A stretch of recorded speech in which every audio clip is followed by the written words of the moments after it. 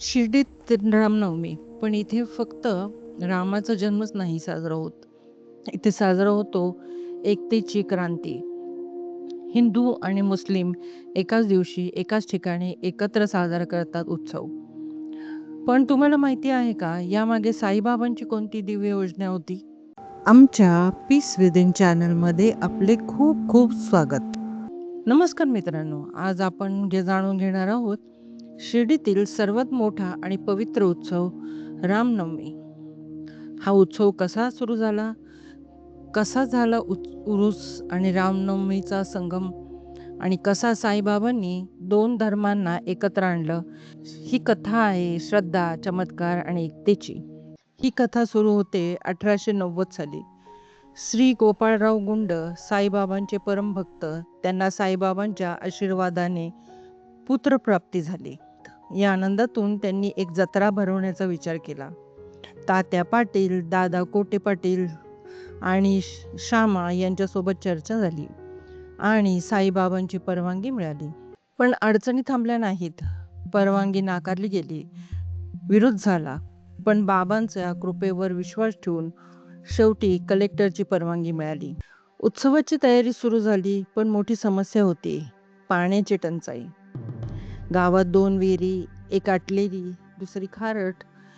तेव्हा साईबाबांनी त्या खारट पाण्यात फुले टाकली आणि चमत्कार घडला. ते पाणी गोड झालं.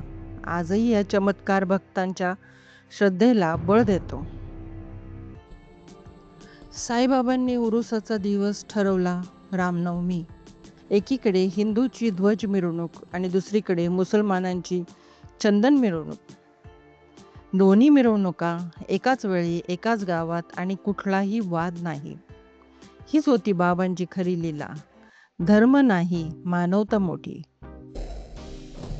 1912 साली रामनवमीला कीर्तनाची सुरुवात झाली. भीष्मांनी राम आख्यान सादर केलं. मशिदीत पाळणा ठेवला गेला. रामाचा जन्म साजरा झाला. पण अचानक गुलाल बाबांच्या डोळ्यात गेले आणि बाबा संतापले. लोक घाबरले, पण काही भक्त समजले हा राग नव्हता, तो होता रावणासारख्या वाईट शक्तीवर प्रहार.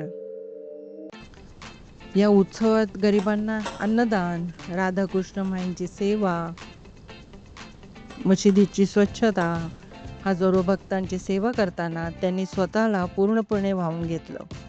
आणि हळूहळू या छोटासा उत्सव बनला एक भव्य सोहळा, जिथे हजारो लोक एकत्र येऊ लागले. 5,000 पासून सुरू झालेला हा उत्सव 75,000 लोकांपर्यंत पोहोचला.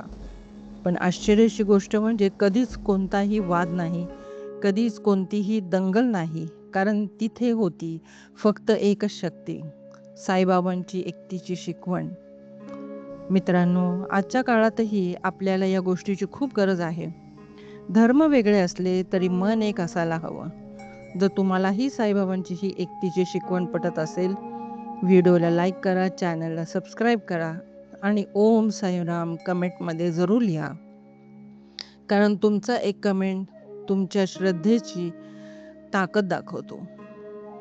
अनंत कोटी ब्रह्मांड नायक, राजाधिराज योगीराज, परब्रह्म श्री सच्चिदानंद सद्गुरु साईनाथ महाराज की जय. धन्यवाद. मित्रांनो, ही माहिती तुम्हाला कशी वाटली हे आम्हाला कमेंट करून नक्की सांगा. व्हिडिओला लाईक, शेअर आणि सबस्क्राईब करायला विसरू नका. धन्यवाद.